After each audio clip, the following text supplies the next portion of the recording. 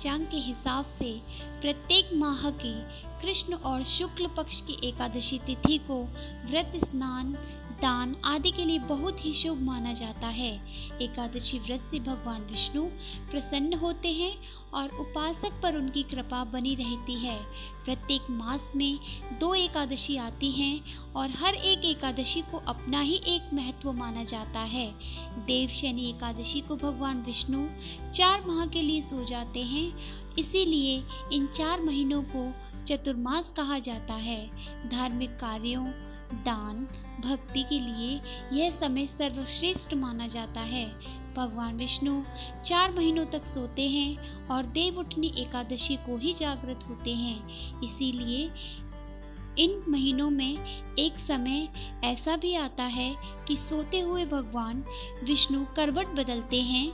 यह समय होता है भादो मास के शुक्ल पक्ष की एकादशी का, इसीलिए इसे परिवर्तनी एकादशी के रूप में भी जाना जाता है।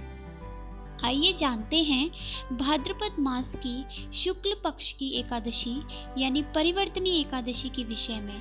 परिवर्तनी एकादशी को वामन अथवा पार्श्व एकादशी भी कहते हैं। ब्रह्म वैवर्त पुराण में भगवान श्री कृष्ण और महाराज युधिष्ठिर के संवाद में इसकी महिमा का वर्णन है।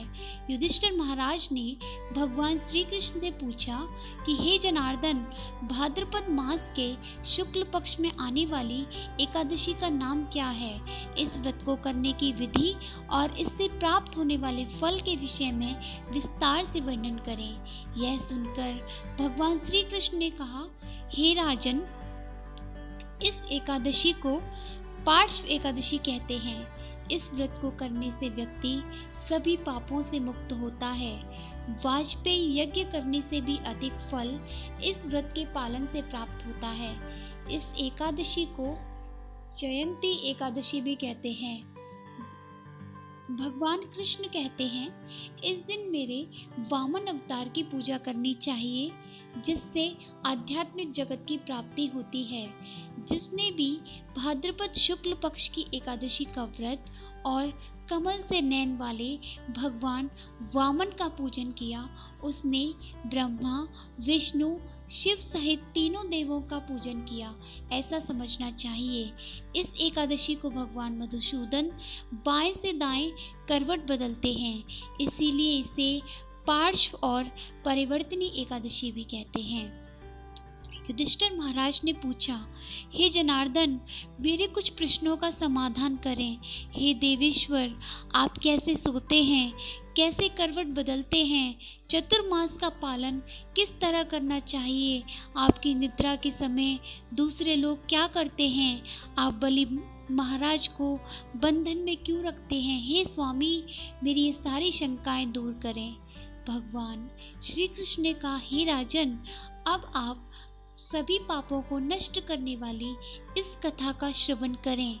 त्रेता युग में दैत्य कुल में जन्मा बलि नामक मेरा एक परम भक्त था, जो सत्यवादी, दानी और ब्राह्मणों की सेवा करने वाला था, और अपने परिवार के साथ वह सदैव मेरी पूजा अर्चना करता, ब्राह्मणों की सेवा करता, और यज्ञों के फल से वह इतना शक्तिशाली बन गया कि उसने इंद्र को भी पराजित कर दिया और स्वर्ग का राजा बन बैठा।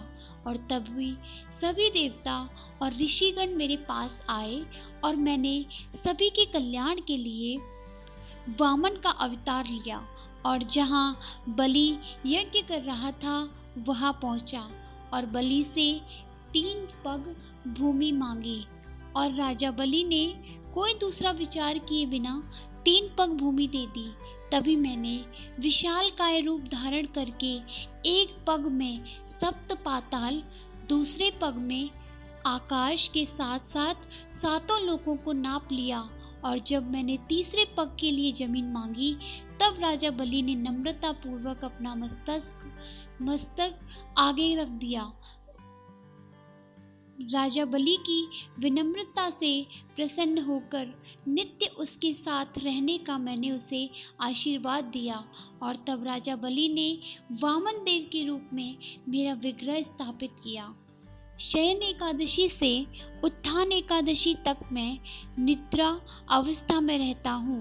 इन चारों महीनों में हर किसी को मेरी विशेष पूजा करनी चाहिए और चतुर्मास में आने वाली हर एकादशी का दृढ़तापूर्वक पालन करना चाहिए और साथ में ज़्यादा से ज़्यादा हरि नाम संकीर्तन करना चाहिए। हरे कृष्णा।